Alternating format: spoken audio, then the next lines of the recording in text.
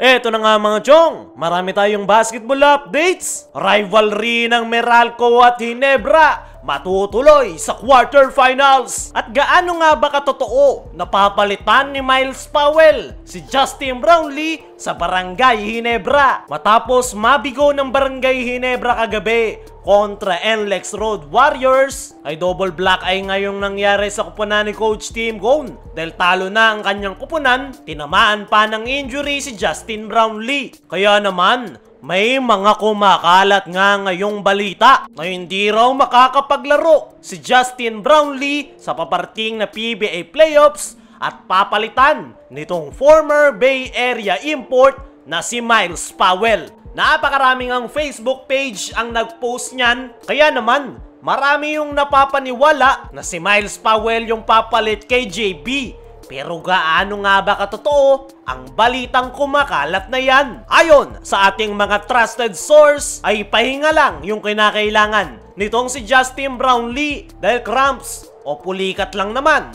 ang kanyang natamo. Sobrang minor nga niya na injury at kayang-kayang ipagpag. Kaya napakalabong palitan ng Barangay Ginebra si Justin Brownlee nang dahil lang sa pulikat. Isa pa sa dahilan kung bakit malabo yung kumakalat na balita na papalitan ni Myles Powell si Justin Brownlee ay dahil kakapirma lang ni Myles Powell sa kanyang kupunan sa Chinese Basketball League na Qingdao Eagles at next year pa nga matatapos yung kanyang kontrata. Kaya naman napakalabo talaga ng kumakalat na balitang yan. Napapalitan si Brownlee ni Myles Powell para sa magiging kampanya ng Ginebra this upcoming PBA playoffs. Unang-una, cramps lang yung natamo ni Justin Brownlee. Pulikat nga lang yan at kailangan lang nito ng pahinga at hindi nga yan magiging dahilan kung bakit siya papalitan ng Barangay Ginebra. Pangalawa, yung sinasabi nilang papalit kay Brownlee na si Myles Powell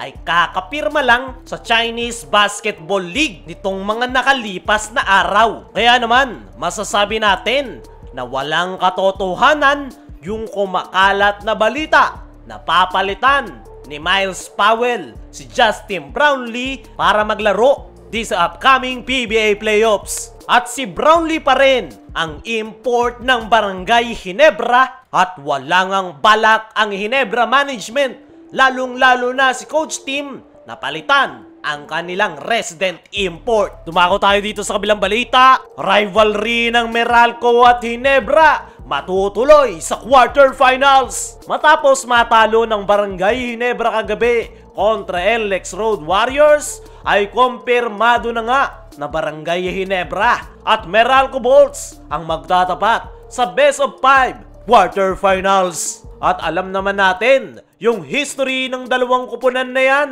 Mayroon na nga silang tinatawag na rivalry at every time na naghaharap ang Ginebra at Meralco ay classic matchup ang kanilang ipinapakita. Sa rivalry nga na nabuo ng dalawang kupunan ay palagi ngang tinatalo ng Barangay Ginebra ang Meralco Bolts sa tuwing naghaharap sila sa PBA Finals. Pero unti-unti nang bumabawi ang Meralco Bolts dahil 2 beses na nilang tinalo ang Ginebra sa series. Una ay noong 2022 Philippine Cup, nanalo ang Meralco sa best of 3 quarterfinals, at yung pinaka-latest ay yung last Philippine Cup semifinals kung saan tinumba ng Meralco Bolts sa best of 7 semis ang Barangay Ginebra. At dyan nga nakuha ng Meralco Bolts yung kanilang unang kampyonato. Kaya naman kaabang-abang talaga yung magiging matchup nitong Meralco Bolts at Barangay Ginebra sa best of 5 quarterfinals. At ang isa nga sa pinaka-aabangan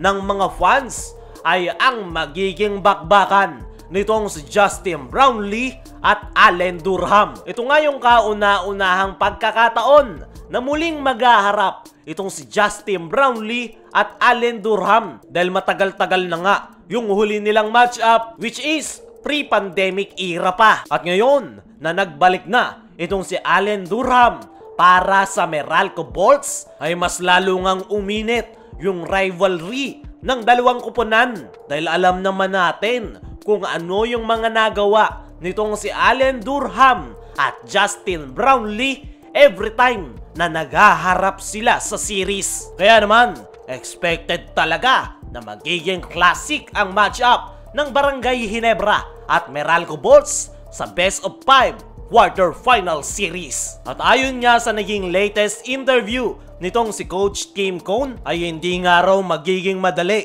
yung kanilang magiging matchup kontra Meralco Bolts dahil napakalaki na daw ng pinagbago ng nasabing kupunan kumpara nitong mga nakalipas na season. Sa tulong yan nitong kanilang active consultant na si Coach Nenad Vucinic, kung saan sinabi ni Coach Tim na ginawa raw ni Coach Nenad na European team ang Meralco Bolts. Yan daw yung dahilan kung bakit napakaganda ng inilalaro ng nasabing koponan. Dagdag pa nga ni Coach Tim ay kumpara daw sa TNT, San Miguel o Magnolia ay mas nakakatakot raw kalaban ang Meralco dahil sa tagal na daw nilang naghaharap ay alam na daw ng Meralco kung ano ang kanilang gagawin. Sa ngayon nga mga chong ay ang disadvantage ng Barangay Ginebra this upcoming quarterfinals ay kabisado na sila ng Meralco Bolts. Sa tagal ba naman nilang naghaharap sa series, alam na nga nila